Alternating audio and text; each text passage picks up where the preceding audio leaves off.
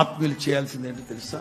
ప్రభు చెప్తాడు, ఒక వ్యక్తి గోధుమలు విత్తేసి వచ్చి పడుకుని పోయాడు. మరుసటి రోజు వెళ్ళి చూస్తే గోధుమలతో పాటు, అంటే నువ్వు ఏదన్నా పని చేసేటప్పుడు, వ్యాపారం చేసేటప్పుడు, జీవనోపాధి కోసం పెట్టుబడి పెట్టేటప్పుడు ప్రార్థన ప్రార్థన ప్రార్థన.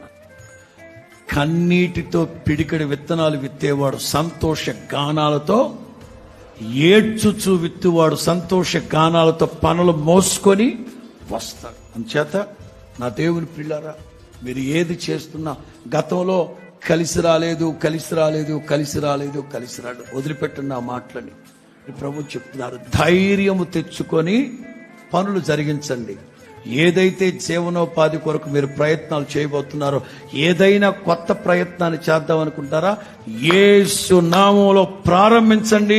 నా ప్రభు ఆశీర్వదించునుగా. Download ShareChat.